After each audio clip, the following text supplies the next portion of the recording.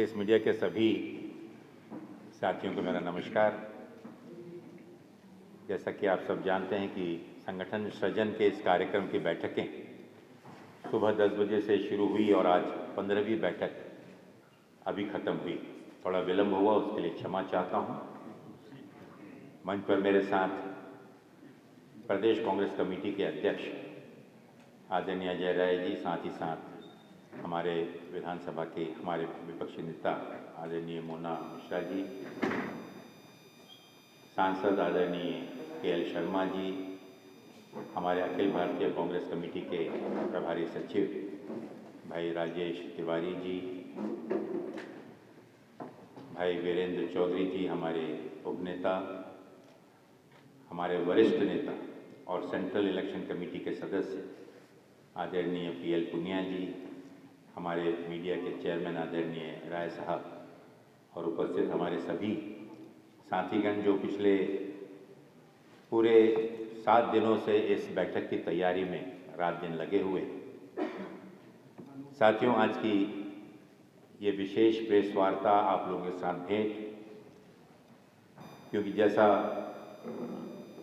आपको बतलाया गया कि 6 तारीख से और कल 7 तारीख से सही प्रक्रिया संगठन सृजन की पूरे उत्तर प्रदेश में संगठन का पुनर्निर्माण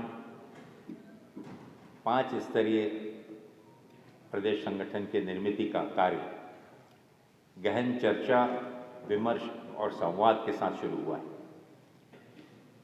प्रदेश के 75 जिलों से और हमारे 58 शहर इकाइयों के सभी वरिष्ठ नेताओं को बुलाकर चुनिंदा चुने हुए वरिष्ठ नेताओं को यहाँ पर आमंत्रित किया गया है और पिछले 2 दिनों में 2 जोन्स की मीटिंग, करीबन 27 बैठकें हम लोगों ने ली। इन 27 बैठकों में मैं आपको बताना चाहूँगा कि संगठन सृजन की जो तैयारी है वो पिछले दिनों लोकसभा चुनाव की सफलता के बाद और साथ ही साथ प्रदेश कांग्रेस कमेटी ने समय समय पर विभिन्न विषयों को लेकर जनता की आवाज़ को उठाने का जो एक संघर्षशील कार्य किया है और उससे प्रोत्साहित होकर आदरणीय राहुल गांधी जी और हमारी प्रिय नेता प्रियंका गांधी जी के नेतृत्व में और उनके दिशा निर्देशानुसार अखिल भारतीय कांग्रेस कमेटी के अध्यक्ष उनके दिशा निर्देशानुसार प्रदेश में कांग्रेस कमेटी का सृजन जो कार्य है, और जैसा मैंने कहा ये 5 स्तरीय कार्य हम करने जा रहे हैं। इसमें प्रदेश स्तरीय कमेटी, जिला स्तरीय कमेटी, ब्लॉक स्तरीय कमेटी, मंडल स्तरीय कमेटी और बूथ स्तरीय कमेटी, ये 100 दिन का प्रोग्राम प्रदेश कांग्रेस कमेटी के नेतृत्व में हम लेने जा रहे हैं और इसमें सहयोग, मार्गदर्शन और मदद के लिए एक वरिष्ठ कांग्रेस के नेताओं का एक चयन समिति हमने गठित की है, जिसमें जितने भी भूतपूर्व प्रदेश अध्यक्ष हैं वो उसमें शामिल हैं। कल आपने देखा कि आदरणीय सलमान खुर्शीद साहब, आदरणीय राज बब्बर जी, आदरणीय निर्मल खत्री जी, आदरणीय खाबरी जी और आज अरुण सिंह मुन्ना जी, ये सब इन बैठकों में उपस्थित रहे। एक सुर के साथ वरिष्ठ नेता के रूप में और संगठन में जिनको काफ़ी अनुभव है, ऐसे आदरणीय के.एल. शर्मा जी और पी.एल. पुनिया जी, वो भी इसमें मदद कर रहे हैं। हमारे CLP के नेता आराधना मोना मिश्रा जी भी इसमें मदद कर रही हैं। वीरेंद्र चौधरी जी भी इसमें मदद कर रहे हैं। कुल मिलाकर एक बहुत ही गंभीर ऐसी ये एक्सरसाइज, ऐसी ये पूरी प्रक्रिया की शुरुआत हुई है जो 12 तारीख को इसका पहला चरण समाप्त होगा।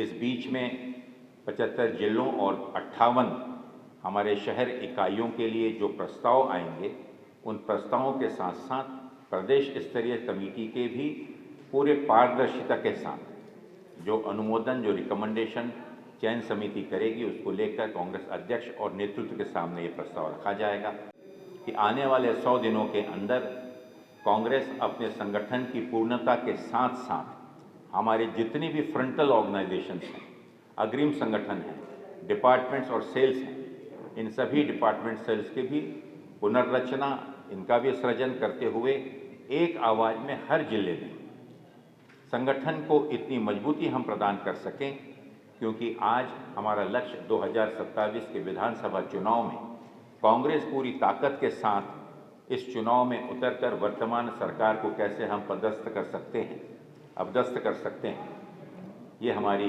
कोशिश होगी।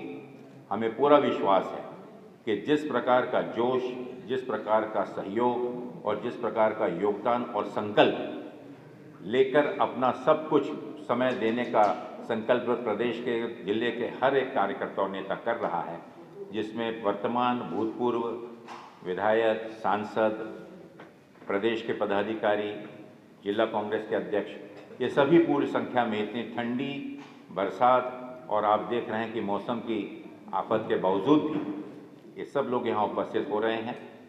आप सब लोगों के सहयोग से जो संगठन ने पिछले दिनों विधानसभा का घेराव किया था, पूरे प्रदेश से मैं आपको कहना चाहूँगा कि गर्व की बात है कि पूरे प्रदेश से 10,000 से भी ज़्यादा कार्यकर्ता प्रशासन की रोकथाम और अड़चनों के बाधाओं को रखने के बावजूद भी यहाँ पर उपस्थित हुए थे। ये अपने आप में दर्शाता है कि जनता का रुझान, जनता की आवाज़, जनता की तकलीफ़ों को उठाने का संकल्प बीड़ा जो उत्तर प्रदेश कांग्रेस कमेटी ने लिया है, उसे जनता का समर्थन है। और कांग्रेस का कार्यकर्ता आखिरी दम तक, चाहे वो महंगाई हो, बढ़ती हुई बेरोजगारी हो, हमारे अर्थव्यवस्था की गिरती हुई अर्थव्यवस्था की दुर्दशा हो, या किसानों पे हो रहा अत्याचार हो, या हमारे महिलाओं के सुरक्षा पे हो रहा अत्याचार, इन सभी समस्याओं को लेकर और उत्तर प्रदेश के विकास के लिए हम आगे भी कार्यरत रहेंगे। आप सबको मैं यही बतलाना चाहता हूं कि 6 दिन का जो संकल्प हम लेकर आए हुए हैं, इसमें फिर मैं और हमारी 58 शहर इकाइयों को लेकर निर्णय लिया जाएगा और आगे में प्रदेश स्तरीय कमेटी और 5 स्तरीय कमेटी का हम निर्माण करने जा रहे हैं, जो आगे में प्रशिक्षण शिविरों के माध्यम से और संगठन के विभिन्न कार्यक्रमों के माध्यम से इसे और गति मिल जाएगी। मिल्कीपुर जैसा कि निर्णय कांग्रेस नेतृत्व ने लिया था, उपचुनाव में कांग्रेस पार्टी नहीं उतरेगी। इंडिया गठबंधन का जो भी उम्मीदवार होगा उसे हम पूरा समर्थन देंगे।